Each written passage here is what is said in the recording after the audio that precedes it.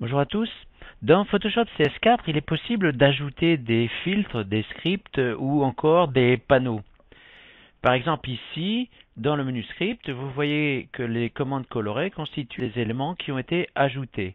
Ici, dans le menu filtre, Pixel Blender est également ajouté. Dans le menu fenêtre, dans les extensions, ici, on peut voir un panneau qui a été ajouté. Alors ce que nous allons voir, c'est comment rajouter ces éléments, et il en serait de même avec Bridge. Je vais trouver la possibilité de rajouter des extensions. Alors pour cela, lorsque vous installez Bridge et Photoshop, vous pouvez ajouter un petit programme qui s'appelle Adobe Extension Manager. Si vous ne l'avez pas fait, vous pouvez toujours le télécharger depuis le site d'Adobe.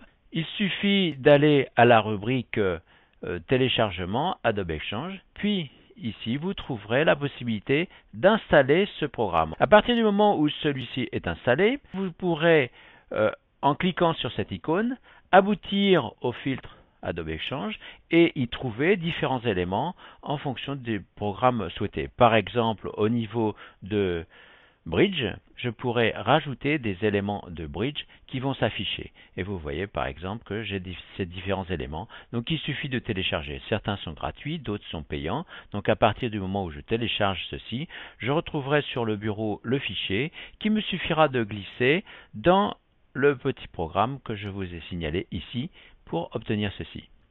Je pourrais aussi cliquer sur ce bouton et aller chercher le fichier sur le bureau. De la même façon, je peux faire ça pour Photoshop aussi, soit glisser, soit installer.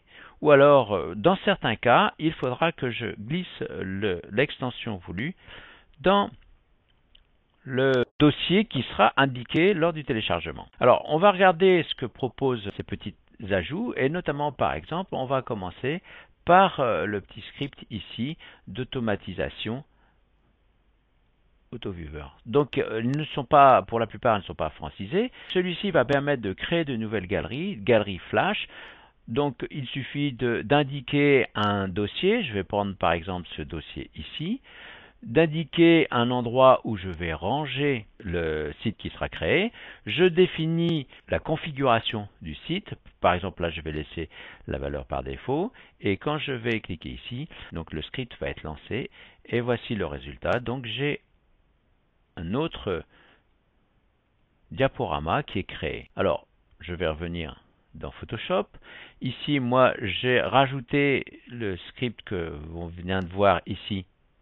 AutoViewer, je l'ai rajouté sous forme de panneau, puisqu'on peut le rajouter sous forme de panneau. Donc il est ici, et je l'ai francisé. Je peux ici cliquer sur ceci. Je vais refaire un autre essai pour vous montrer qu'on peut aboutir à différents types de sites de manière très facile.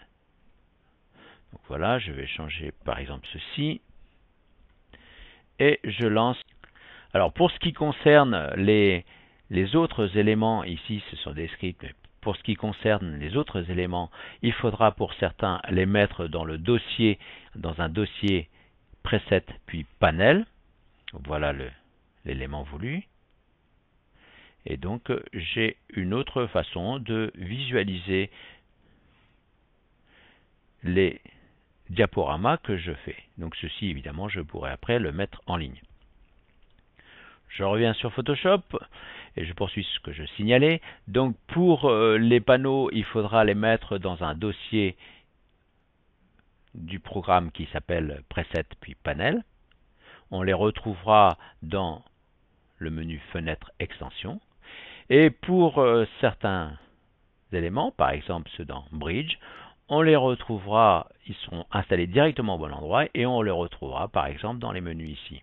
Donc ici, par exemple, si je sélectionne ces images, je peux, à partir de ceci, exporter directement en JPEG. Donc je configure les différentes fenêtres.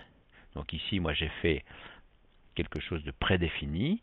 Donc à partir du moment où j'ai configuré la destination, le nom du fichier, la qualité et différents éléments, je valide et automatiquement, l'opération est réalisée, j'ai mes fichiers JPEG à partir de mes fichiers RAW directement mis dans un dossier que j'ai nommé vignette. Donc, par la suite, je pourrais par exemple expédier ces éléments par email. Voilà pour ces quelques éléments qu'on peut installer en supplément. Donc, certaines de ces extensions pouvaient déjà être installées avec la version CS3, mais avec CS4, beaucoup plus d'éléments sont disponibles. Je vous dis au revoir et à bientôt.